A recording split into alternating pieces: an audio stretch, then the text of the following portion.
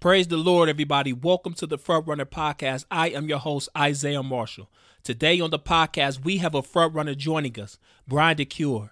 This is part two of a two-part discussion that I had with Bryan DeCuir. If you have not already listened to part one, please don't go any further in this episode. Go back, listen to part one, then come back and listen to the second part of this episode. In our discussion, we talk about what it takes to be a business owner. He opens up about his challenging journey of becoming an attorney and business owner and lessons he learned after experiencing failure after failure. Here is Front Runner, episode 4. Praise the Lord. My name is Isaiah Marshall, and you are listening to Front Runner, my podcast, where I will be interviewing friends who are front runners, the underdogs who dare to take risks, who bet on themselves, who run their own race, who run to win. They lead their lives from the front, and as they sang in track and field, they leave it all on the track. Let's go.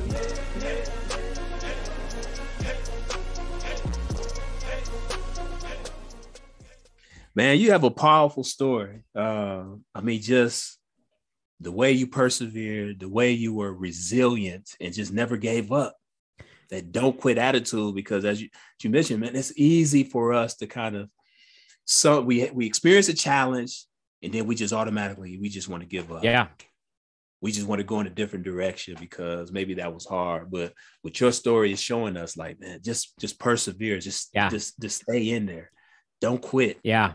Yeah. I mean, well, and the thing that I don't want to say I've learned this, but like one of the things that over the years I think I've built up is going back to that failure attitude is, I'd rather regret doing something and failing at it than regret giving up, later regret that I didn't do it because I gave up about it.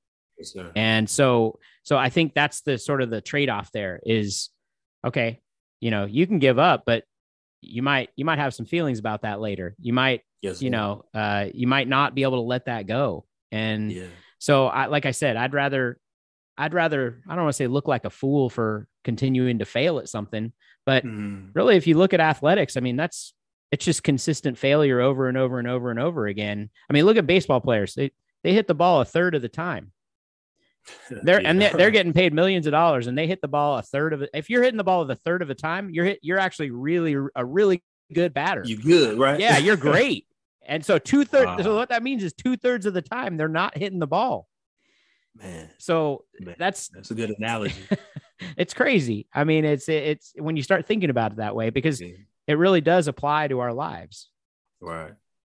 Yeah, but it's not like this, when you say this failure mentality or this mindset, it's not like you go in expecting to fail. Right.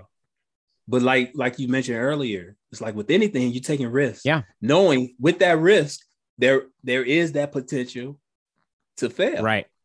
Yep. You know what I mean? Mm-hmm. But it's like, learning from those setbacks, but just continuing. And just like that baseball analogy, if you hit the ball a third of the time, you know what I mean? It's like, but you got to keep swinging. Right. Though. Yep.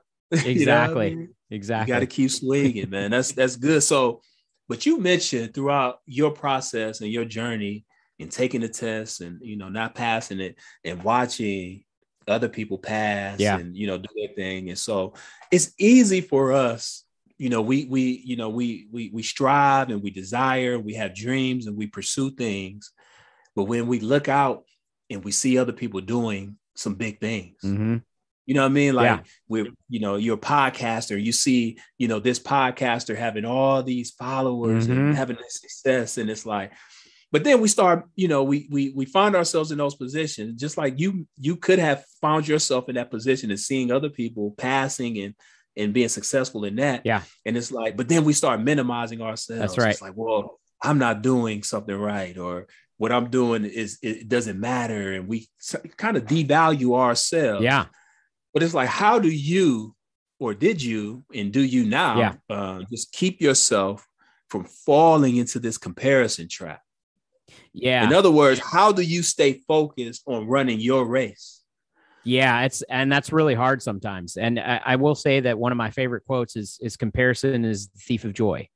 I think Roosevelt said that. And, ultimately you do really have to realize that there's always going to be someone better, faster, stronger, there's just always going to be that. Even if you become the champion of the world, somebody's going to be at some point is going to be faster than you, is going to break your record, is going to do all the things that you want to, they're going to make more money than you, they're going to pass the exam quicker, or better yet, there's always going to be somebody who you perceive that it comes easier to them, that maybe they didn't have to take the risks that you had to take, or that they didn't have to work as hard as you had to work. And I think the only way you come to that conclusion is by comparing yourself to them. Now, obviously there's some times when we can't avoid a comparison. Obviously athletics, that's what competition is about, is competing with somebody else. But really, do you look at, I don't say this, does anybody look at the people who lost in the Super Bowl and say, man, those are losers. Those guys are all losers. Right. Well, no, they were playing at their highest level and the highest game in that sport. So did they win? No.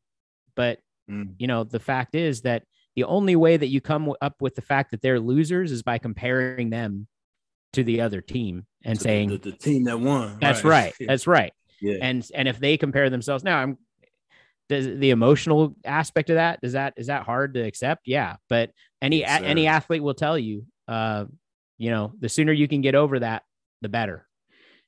So they say you got to have a short-term memory. Yeah. Well, and that's golf's a good example, because, they like Tiger Woods has talked about, you hit a bad shot, it's gone. That's it. You're done with it. That's in the past.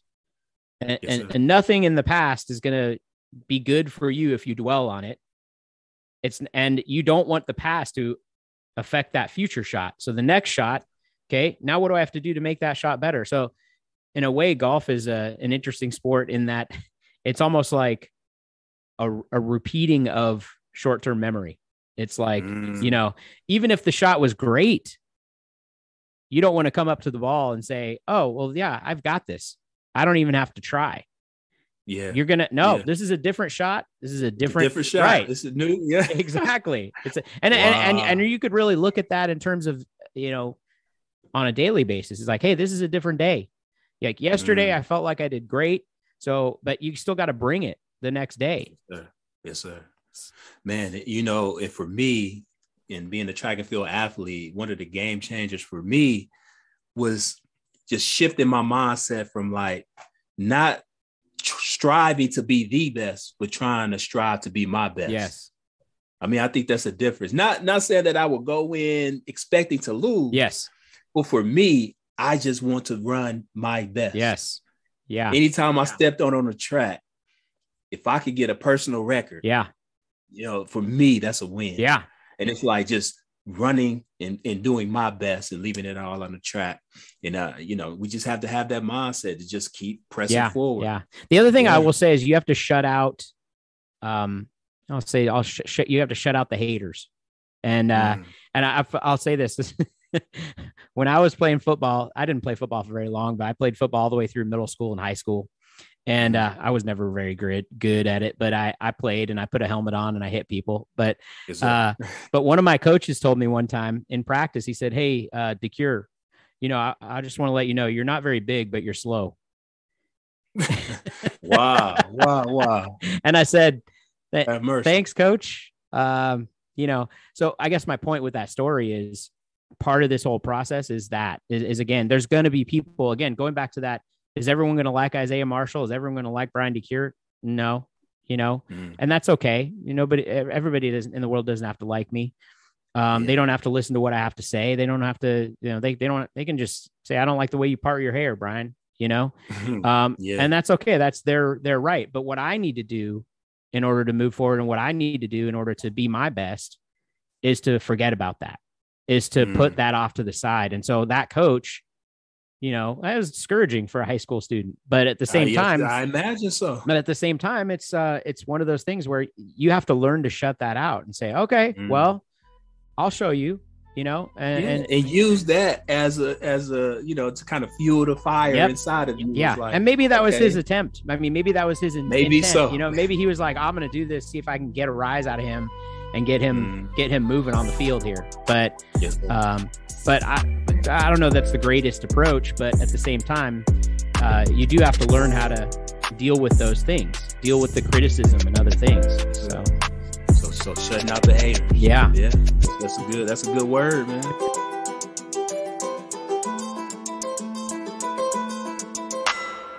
Now, to kind of close our time, and we've been having some great dialogue. Yeah, awesome. I'd like to call this last segment, just some rapid fire questions. Okay. So things, I'll throw out some questions and you just kind of answer, sure, from your heart, off the top of your head. And okay. So we'll go. When challenges arise in your life, who or where do you look to sustain you and help you get through? So when challenges arise in my life, I probably go to family a lot. I turn to faith, and basically trying to meditate and pray and try to figure out, if I can hear something that maybe actually I take it back. Listen. I just want to listen, because it's not about hearing. It's about opening your ears and listening, and it'll come. It's sort of a lost art, the listening, Yes. We feel like we got to talk and that's right. Share, but man, let's listen. That's good. Okay. So what are 2 or 3 things that you appreciate most about yourself? 2 or 3 things I appreciate about myself. That I'm honest. I pride myself in trying to be as upfront and honest with people as possible. That's been a struggle with me in the past, not dishonesty, but just not wanting to look like a fool. Yes, sir. I feel like one of the things that I have is I have an untapped mental strength that even sometimes surprises me. So, and usually that comes out with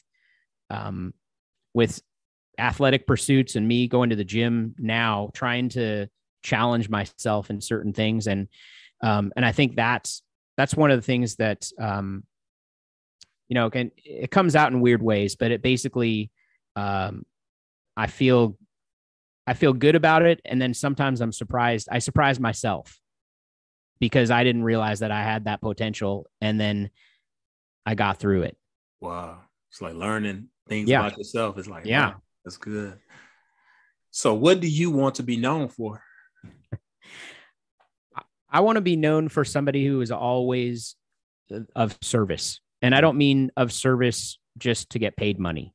Exactly. I want to be looked at like I was here to use whatever gifts I was given, to use the knowledge that I have, and to do all those things in service of others. Yes, sir. And honestly, at the end of the day, obviously everybody needs to put food on the table, and we all need to make a certain amount of money in order to feed our families and everything else. But it's not a motivator for me. What's a motivator for me is being involved with people and having having relationships with people and connections with people that are deeper. And so, good. Yeah, man, that's good. Now, when you think about that, you talk about relationships and connection. Mm-hmm. How important are friendships and being in community to you? Oh, I thrive in community. So me being relatively extroverted, as you probably know, I need that human interaction. I think the worst punishment you could give me would be put me in a room and shut the door and take me away from relationships and other people. Wow. Because I need that. I feel like I need that interaction, not necessarily for business purposes or for anything else, but even this right now, this is feeding me. Mm-hmm. And it's just something that I need. It's also part of my learning process is being able to talk to people. You might not know, simple conversations, you might not glean a lesson out of that, but later, all of a sudden it sticks with you for some reason, or you in order to have those interactions, you have to have all the interactions. Wow. So, yeah. That's good, man. Now, what is bringing you joy right now? Bringing me joy right now. Let's see here. That's a really good question. I feel like I've been working quite a long time on being a business owner and being all these things. And I feel like I'm finally starting to get, I mean, it seems like a long time, 18 years to be in business, but finally starting to get, like, I feel like I know that I can help people. Like, I really, really feel comfortable that I can help people in a tremendous way. And to the extent that I've actually become more comfortable with, if you don't want to do business with me, or if you don't want to interact with me, that's okay, because I know that I could help you, but I also know that you don't have to take my help. You don't have to want Bryan DeCuir to help you. And so the two things almost have melted together a little bit, in that one has helped me get more comfortable with the other.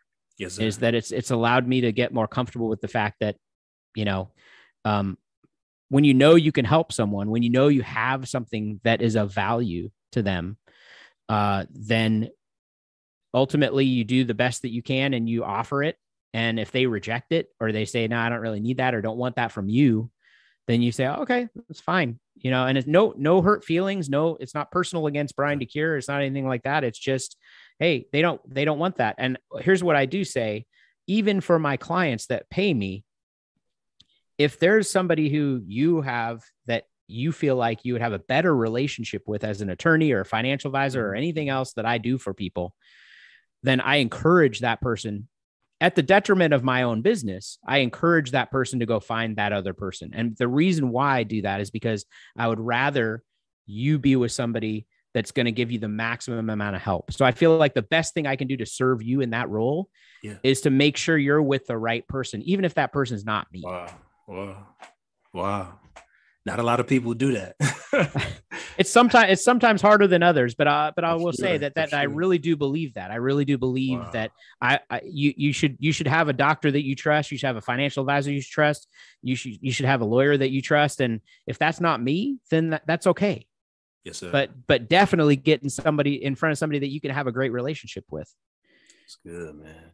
Now, if you can recall, what is the biggest compliment you've ever received? Biggest compliment I've ever received. I feel like I don't know that I can think of like the biggest compliment, but I will say that there's been a few that have stuck with me over the years. And I think one of them is just somebody told me once that I was a magnet for good people. Wow. And that it didn't necessarily, it almost wasn't a direct compliment to me. It was almost like, hey, I like you, Bryan, but I also see that people are just attracted to you for some reason. And I don't mean that in like in any kind of way, but I'm saying like, that's the kind of person that I want to be. Wow. I want to be around good people. I want to help those people. I want those people to help me and feed my soul. And so for somebody to say that, it really, really sort of struck me. So, yeah. That's good, man. Now, what does winning look like and what does it mean to you? Yeah. So interesting thing with me is I'm a very low level competitive person. Like, I am not into win-lose situations. Okay. So, so winning looks like to me is we both win. So because I'm not in athletics, of course, when you have a metric like in athletics, obviously there's a winner and a loser. Right. But in terms of real life, what I see as winning in life is if I can get as many people around me to win, then that's winning to me. Is, like I said, people that are, people that I serve and people that I help. It's like, I want them to win. And on a partial level, that helps me to win as well. In business, if I help you get what you want, then that's probably going to help my business out. You're probably going to send other people to my business. You're probably, basically that's, I want to have a good relationship. And that's sort of what, going back to the question a couple of questions ago, sort of what's happening in my business now is I've been in business long enough now that people that I've had interactions with years ago. Wow. Are saying, hey, I just sent you like two or three people were talking to me and they said, I need to get this done, whatever that might be. Wow. And they say, hey, I gave them your number. Just just a heads up in case you get a call. That's where those people came from. Man, and that's awesome. the biggest honor to me at all, that they thought highly enough of me to share, to share me and say, I know he did a good job for me, so I know he's going to do a good job for you. Man, I think that's powerful. Like, just that whole notion, winning to you is that, everybody winning. Like, yes, we all winning. Yeah. I know, in our culture, man, too much of it is my winning has to be at the expense of other people. Like, other people, there has to be losers. You know what I mean? Right. And it's not, hopefully we can get to this collective idea, like, we all can win. Yeah. You know what I mean? It's like, well, it's the difference between a finite, like when you talk about, the pieces of the pie, right? Mm-hmm. The idea is, okay, you got a pie and there's only a certain amount of that pie. And in my book, hey, if everybody's getting a slice of that pie and we need more pie, the pie just gets bigger. We need to make the pie bigger. So how do we make the pie bigger? Yes, sir. And that goes for everything, just how do we make it so that it's not you get to take something and you're taking something away from someone else. It's that you get to take something and everybody else gets to take something too. And so I think many things are like that. I think sometimes when competition can get in the way is that exact thing, is when you start to talk about, hey, in order for me to win, you have to lose. Mm. And in order for me to take this, that means I have to take it away from you. Wow. And so I try to always view things in terms of, okay, so, let's make the pie bigger. How do we make the pie bigger? That's good, man. It's a good word. That's an encouragement, certainly for all of us, man. That's like, in serving, like we serve and we help other people win. You know what I mean? It's like, when you're in a position in a posture of serving, it's like, you want to see other people do well as well. That's right. You know what I mean? Yeah. Treat others as you would like to be treated. That's right. So that's right. The golden rule. And so, man, that's a good word. Bryan, man, I appreciate the discussion we have, and it's very encouraging. This has been great. Just your wisdom and the gems that you dropped is just helpful for me as I navigate and as I continue to pursue the creative ventures and endeavors that I have I'm trying to pursue as well. Just that, well, that I'm I was going to say, just the just looking at your story and how you've overcome, it's like, man, just the perseverance, the resiliency, and just that don't quit attitude is something that I certainly want to adopt in my life as I continue to strive to be all who God has created me to be. Well, and you know that I've been a long-term supporter of Isaiah. So, I just want to see Isaiah and Isaiah's family succeed and grow. And, like I said, I think bigger things and better things and, everything. I would just wish all the best for you. And I appreciate it. I received that. I receive it. And we know that you are a podcaster. Like how? Yeah. Your podcast. How can people follow you? And actually, our 50th episode is about to release in about a week, July 21st. And so we've been podcasting. It's a podcast called Help Yourself. So it has a very self-help kind of theme. We talk about sort of philosophy, and I don't want to say it's philosophy, but it's like loose philosophy, meaning, the idea behind it is two guys get together, have lunch, maybe talk about what you're having for lunch a little bit, and then just talk about, it's like two friends getting together, sort of like we just did right here. Yes, and so just look for it out there. Help Yourself. It's Food and Philosophy with Bryan and Nick, my partner. Nick Sager. We've been doing this since November 2020. So we're pushing 2 years here, and wow. And our 50th episode. Yeah. It's just stick to itiveness, just keep it going. So, but it's fun. We have a fun time, and I'd be happy if anybody took a listen and they got something out of it. Yes, sir. Yes, sir. Well, thank you so much again for joining us, for blessing us, and for edifying us. I mean, there's a lot that we can learn from your story. And there's a lot of value added, and I know the listeners will be blessed to hear your story for sure. Yeah. Wow. Thanks again for having me.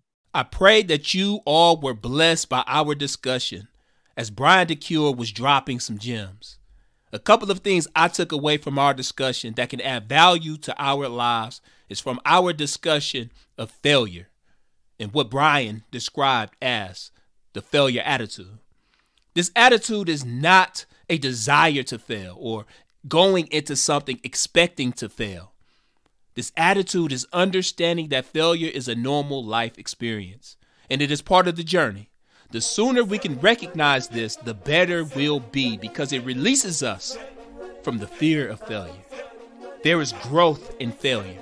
It produces perseverance and resiliency in us so that we can continue to run to win. Follow the Front Runner Podcast and share with a friend. Also, follow me on Instagram at the Isaiah Marshall. Subscribe to my YouTube channel, which can be found in the show notes. And while you are at it, be sure to check out all of my released spoken word poetry projects anywhere you stream music. Thank you for supporting my creative journey. This is the Front Runner Podcast. Until next time, blessings. I take my risks. That's why I beat the odds. I'm out front running. I'm out front running. I run the win. That's why I run with him. No looking back. I leave it on the track.